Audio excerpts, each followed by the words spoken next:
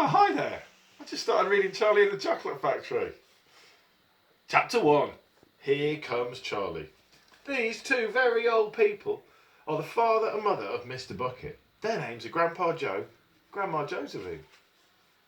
And these two very old people are the father and mother of Mrs. Bucket. Their names are Grandpa George and Grandma Georgina.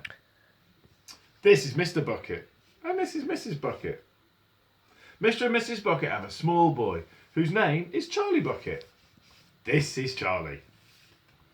How do you do? And how do you do? And how do you do again? He is pleased to meet you. The whole of this family, the 6 grown-ups, count them, and little Charlie Bucket, live together in a small wooden house on the edge of the great town. There's a picture of it there. What a ramshackle looking place. The house wasn't nearly large enough for so many people, and life was extremely uncomfortable for them all. There were only 2 rooms in the place altogether, and there was only 1 bed. The bed was given to the 4 old grandparents because they were so old and tired. They were so tired, they never got out of it. Grandpa Joe and Grandma Josephine on this side, Grandpa George and Grandma Georgina on this side. Mr. and Mrs. Bucket and little Charlie Bucket slept in the other room upon mattresses on the floor. In the summertime, this wasn't too bad, but in the winter, freezing cold drafts blew across the floor all night long, and it was awful. There wasn't any question of them being able to buy a better house, or even 1 more bed to sleep in. They were far too poor for that. Mr. Bucket was the only person in the family with a job. He worked in a toothpaste factory, where he sat all day long at a bench and screwed little caps onto the tops of the tubes of toothpaste after the tubes had been filled. But a toothpaste cap screwer is never paid very much money, and poor Mr. Bucket, however hard he worked, however fast he screwed on the caps, was never able to make enough money to buy 1/2 of the things that so large a family needed. There wasn't even enough money to buy proper food for them all.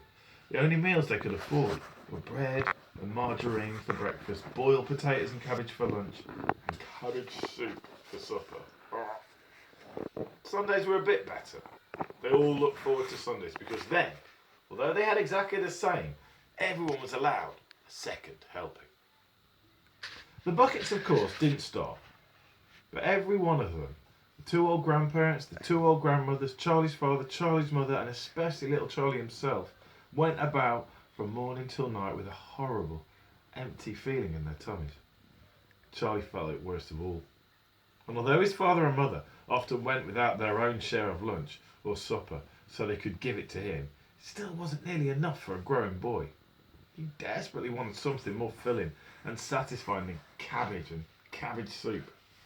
The one thing he longed for more than anything else was chocolate. Walking to school in the mornings, Charlie could see great slabs of chocolate piled up high in the shop windows, and he would stop and stare and press his nose against the glass, his mouth watering like mad. Many times a day, he would see other children taking bars of creamy chocolate out of their pockets and munching them greedily, and that, of course, was pure torture. Only once a year on his birthday did Charlie Bucket ever get to taste a bit of chocolate. The whole family saved up their money for that special occasion, and when the great day arrived, Charlie was always presented with 1 small chocolate bar to eat all by himself, and each time he received it, on those marvellous birthday mornings, he would place it carefully in a small wooden box that he owned, and treasure it as though it was a bar of solid gold. For the next few days he would allow himself only to look at it, but never to touch it. And then at last, when he could stand it no longer, he would peel back a tiny bit of the paper wrapping at one corner to expose a tiny bit of chocolate. And then he would take a tiny nibble, just enough to allow the lovely sweet taste to spread out slowly over his tongue. The next day, he would take another tiny nibble, and so on and so on. And in this way, Charlie would make his 6-penny bar of birthday chocolate last him for more than a month. But I haven't told you about the one awful thing that tortured little Charlie, the lover of chocolate, more than anything else. This thing for him was far, far worse than seeing slabs of chocolate in the shop windows or watching other children munching bars of creamy chocolate right in front of them. It was the most terrible, torturing thing you could imagine, it was this. In the town itself, actually within sight of the house in which Charlie lived, there was an enormous chocolate factory. Just imagine that!